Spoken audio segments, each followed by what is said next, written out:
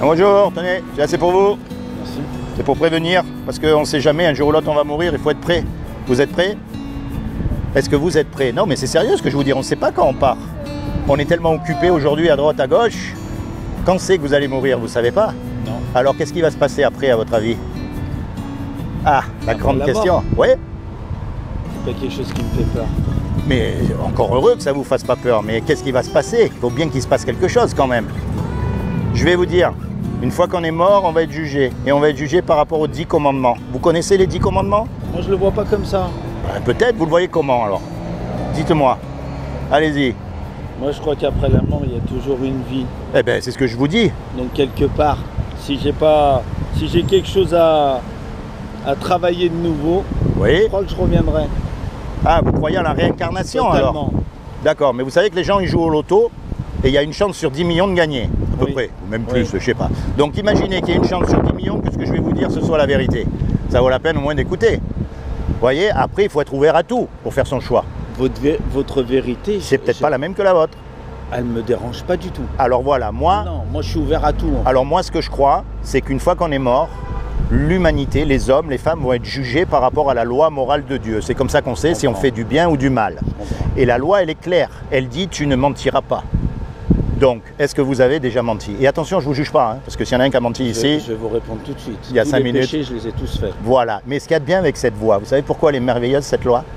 C'est que tous les religieux, ça leur ferme la bouche. Il n'y en a pas un qui pourra dire qu'il n'a pas menti ou qu'il n'a pas regardé une femme. Totalement. On est tous, et c'est pour ça qu'on ne peut pas se juger les uns les autres. Et qui vous Normalement, on est bien d'accord. Donc, puisqu'on est fonctionne comme vous. comme on est coupable, on va être condamné. Totalement. Et si on est condamné, la punition de Dieu, c'est l'enfer pour l'éternité. Et ça nous gêne. On ne veut pas y aller, on préfère ne pas y croire. Maintenant, je vais vous dire une chose. Dieu est censé nous avoir créés, donc c'est un créateur. Et un créateur, il aime sa création en général. Un musicien, il aime sa musique. Un cuisinier, il aime sa cuisine. Hein. Vous voyez ce que je veux dire? Donc Dieu nous aime. Et comme il nous aime, il ne veut pas nous envoyer en enfer. Il ne veut pas, même si on le mérite, il ne veut pas. Et il a tout fait pour qu'on puisse éviter d'aller en enfer. Est-ce que vous savez ce qu'il a fait? Non. Alors je vais Bien vous dire, entendu. il y a 2000 ans, lui-même, il est descendu sur terre et il a pris une forme humaine. Il s'est revêtu d'un corps qui est Jésus. Et il a dit, quiconque croit que Jésus est le Fils de Dieu et qu'il est ressuscité des morts, il aura la vie éternelle à mes côtés. Mais ça ne suffit pas ça, parce qu'il y a beaucoup de monde qui croit en Jésus.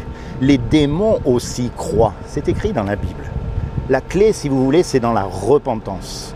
Et la repentance, ça veut dire se tourner vers Dieu. Et se tourner vers Dieu, ce n'est pas forcément aller dans une église ou une organisation ou à droite ou à gauche. Totalement. Quand vous êtes tout seul, commencez à parler à Dieu avec ce que vous avez dans le cœur, ce que vous avez dans les pensées, vos colères, vos doutes, vos haines. Vous voyez ce que je veux dire? Vos joies. Parce que vous êtes unique. Vous avez remarqué ça? Il n'y en a pas deux comme vous. Et ça, depuis toute l'éternité, il n'y en a jamais eu deux comme vous. Ce que vous me dites, Ouais. je le pratique déjà. Eh bien, c'est parfait. Moi, je crois que ça existe à l'intérieur de chacun de soi. C'est dans notre cœur la réponse. Ben oui, parce que Dieu a mis le désir de le rencontrer dans le cœur de C'est ça, chaque homme. Donc on totalement. n'aura pas d'excuses. Je le pratique déjà comme ça. On m'a traité d'illuminé. C'est pas grave. Plusieurs années, mais c'est pas grave. C'est pas grave. Vous Mais savez moi- ce qu'ils ont. Vous savez comment ils ont traité Jésus?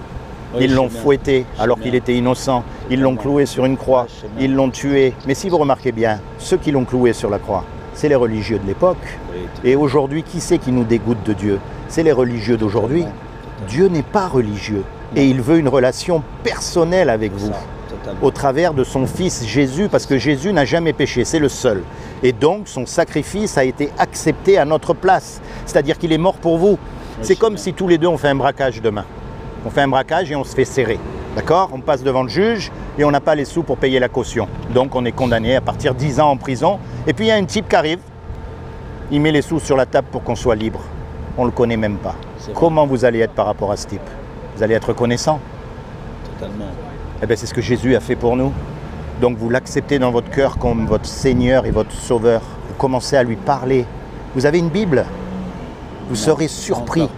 Vous serez surpris de ce Ça me livre. titille depuis quelques jours. Eh bien, je vais vous en donner une. Ah oui, ben voyez, regardez, Vous en vous, avez une ben, vous regardez, vous faites une demande, elle est là. Parce Ouais, que ce ouais, livre je sais que quand on demande, on a. parce que ce livre est On a exceptionnel. toujours entendu. Tenez. Alors, c'est peut-être pas la plus belle des plus belles, hein.